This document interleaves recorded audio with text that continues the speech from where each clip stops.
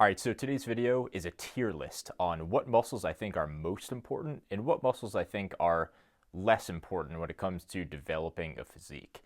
And I think for bodybuilding and building aesthetics and chasing hypertrophy, every muscle group is important. If you have a weak link, it's noticeable. And I think it's important to have an overall development everywhere. So if I have a list, if I have a not a list, if I have a muscle group low on this tier list, maybe in the D or the C tier, that doesn't mean it's not important. It just means it's maybe less important in my personal opinion. So something that I have in a low tier could be a high tier for you. So this is very subjective. This is all just my opinion. So with all that being said, this is a video I wanted to make for a long time.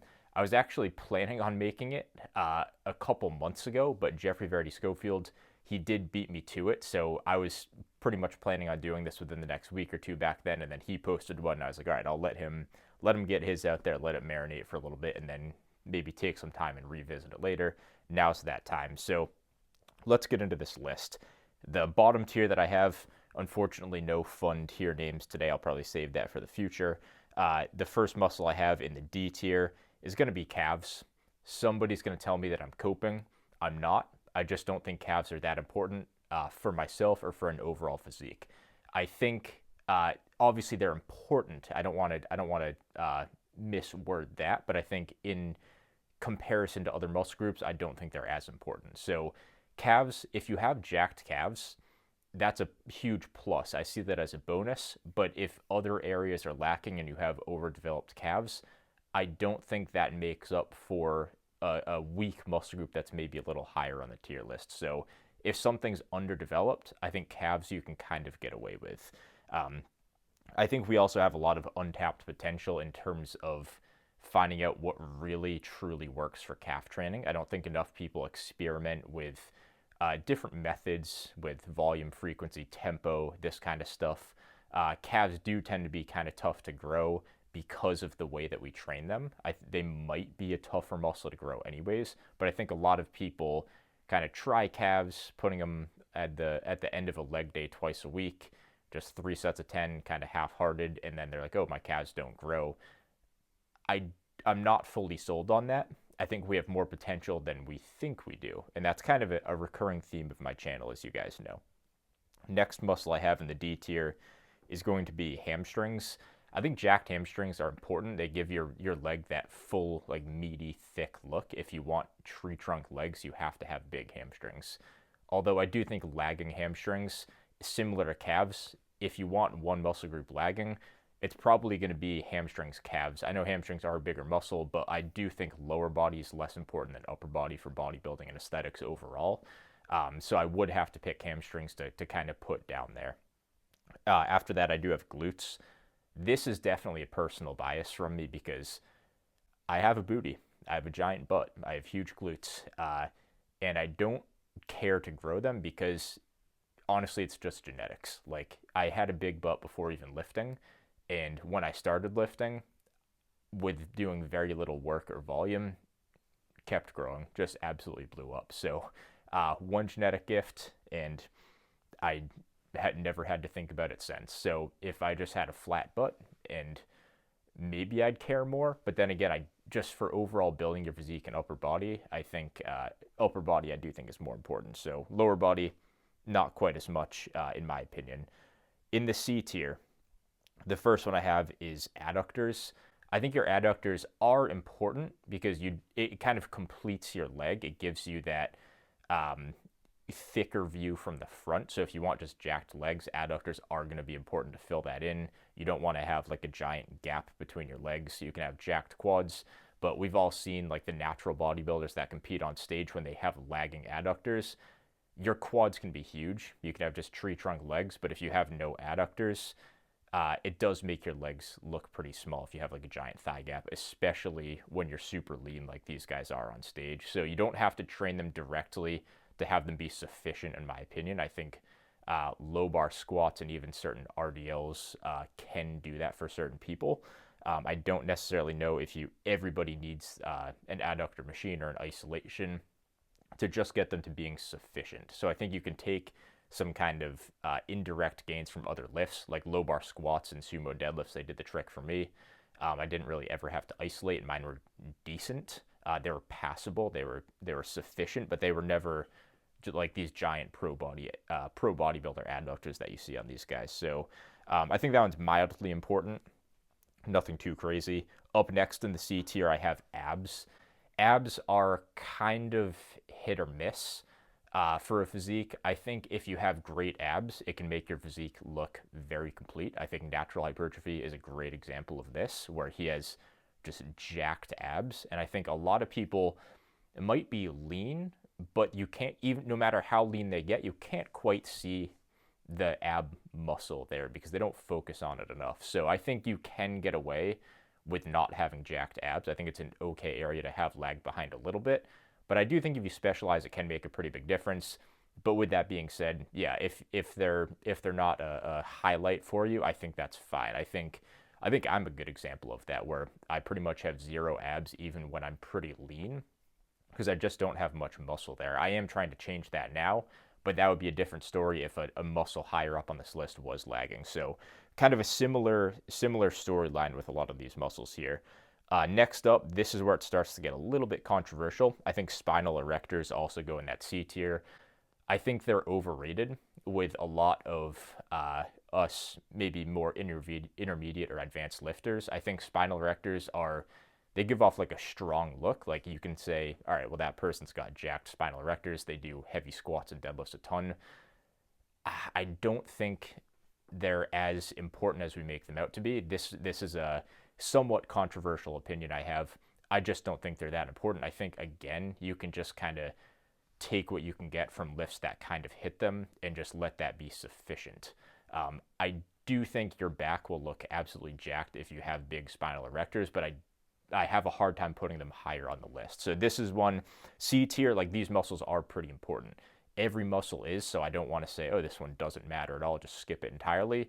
But if I had to prioritize and go through a specialization phase, most of these muscles down here probably wouldn't see a whole ton of that. Up next, I have the lower back, so kind of similar to the spinal erectors, but I think it's a little bit more specific here. Lower back's pretty important. Not a whole ton to say here. I think anybody that lifts will have some lower back development, because it's how do you not hit it unless every single row you do is chest supported and you just don't squat or deadlift on anything at all. I think everybody's going to have some degree of lower back development, and that's fine. It's just a very neutral muscle group. Up next, we're going into the B tier. The first one I have here, it's quads, and every muscle group from here on up, these are muscles that I think are totally worth specializing in for certain parts of your training. So maybe going through a few months or taking a bulk and just dedicating most of your time and energy into these muscle groups, I think it's well worth it. So these top three tiers, so quads are going to be important. It's the front of your leg. There's so much detail in your quads. There's so much separation, especially when you're lean. It's a lot of muscle. It's a giant muscle group. And I do think this is kind of the pinnacle of the lower body. I think if you have to have one just overdeveloped kind of impressive muscle in your lower body, it's hard not to pick your quads. They increase your leg measurements a ton. There's 4 different muscle groups within your quads. Like, your quads are made up of four muscles, so it's hard not to pick that. I think if you have a pretty big set of quads and you have some definition in them, that's pretty important for having a good looking physique. It makes your lower body more proportional. It just makes you look overall like thicker. You look more like a tank. So up next, I have neck. Neck is a muscle that often gets overlooked, and I do this myself. I haven't trained neck a whole ton consistently. Something I need to do a better job of, and something I'm going to start doing on this bulk. I think it's an important muscle. It's overlooked, and I think we have a lot of untapped potential with it. And we've all seen those videos where there's a comparison of a guy with a pencil neck. So if I was to go like this and push my head forwards, trying to make my neck look small, I look a little bit weaker and smaller than if I just have my head in its normal posture and let my neck look as its natural state. So I think neck is pretty important. I don't know if you need to do an entire specialization phase for neck, but I think if you have a bigger neck, it just makes you look more muscular. It's also the muscle that's closest to your head. So you see it yourself a lot. When you look in the mirror, you see your neck. When people look at you, they see your neck. I think it's important. Like, we've seen a lot of these guys that maybe just hop on steroids and don't really know how to train, and everything kind of blows up. They have these big wide shoulders, but they have this little pencil neck. It's a really weird look. I think if you're going to be someone that is more of like a mass monster and really adding a ton of muscle into your traps and your delts, you should probably have the neck to go with it. Up next, I have last one in the B tier is going to be the mid traps. I do have traps separated from like the mid and lower traps, which I'm talking about now, with the upper traps. So the mid traps I'd call anything that you can't see from the front. So basically from your shoulders down, about halfway down your back. These muscles are important. They'll make you look pretty jacked. They fill out your t-shirt from the back. You can see them through your t-shirt. Like, they're important muscles, and I think any program should have at least a couple lifts throughout the week that are targeting this. I think the one-arm dumbbell rows and plate-loaded machine rows are probably the best it gets for this area. If you use the right technique, those are just great lifts, and I think these are important muscles. Moving on to A tier, the first muscle that I have here is chest. I think your chest is a very important muscle to grow. I think chest is actually underrated. I think it's one thing where a lot of people getting into lifting, it's kind of the first muscle that you gravitate towards because it's right in front of you. You see it in the mirror, you see it right here. The bench press is the most common lift. It's an easy muscle to overlook in a way, because I think a lot of people start with training chest and then people get distracted by other muscle groups. They get told they have to train legs more. People focus more on shoulders and back, stuff like this. So I do think the chest gets overlooked. It is very important. I've even noticed myself where I slack off on my chest training, I just look smaller overall. And even just recently, since restarting this bulk, I've been doing more volume per session and obviously throughout the week. And I'm noticing a big difference in my chest, and that makes a big difference in my physique. So this whole entire A tier is mostly dedicated to this front area right here. Up next from chest, I have front delts. Front delts are another muscle that I neglected and thought I could because whatever, they just get hit through other movements when you're doing your chest movements, and they're not that important. It's really your side and rear delts that matter, and that's definitely true. But if you have small front delts, you're not going to look as wide or as big up top, and you're not going to have that big separation between your chest, your front delt, and your bicep. It kind of just starts to look flat, and you don't want that look as a bodybuilder. You want to be round, you want to be full, and you want to have kind of like those 3D delts, and front delts just do a great job of that. It's also a muscle group that we tend to have a little bit more vascularity in, especially if we're a little bit leaner. So it's common to have a couple veins on the front of your shoulders. If you can get that going, that's just another aspect of your physique that you can make yourself look even more jacked. And the bigger your front delt is, the bigger that vein's going to look, and the more lean and jacked you're going to look at the same time, and the higher body fat you can have and still look lean. So I think that's a win as well. Front delts and chest are definitely underrated. They're not necessarily that they're underrated, but they're overhated. That's probably the best way to put it. I think they're overlooked, they're overhated, they're almost frowned upon training. I have to disagree with that, and I have to keep these as important muscles. Up next, traveling all the way 1 inch to the right, I'm going to go to side delts. Another muscle that I started to neglect a little bit. I had the luxury of doing that because I spent so long focusing on delts, and I know some of you guys are like, you don't focus on delts? You haven't trained delts in 3 years? I've been able to get away with it because I put so much time and effort into training them for so long before. That's what I focused on with my isolations most when I was doing that power building phase a few years ago, and I grew my delts a ton. They got super jacked, and that's a luxury that I now have. So I can put them on maintenance or even let them shrink a little bit and they still look fine.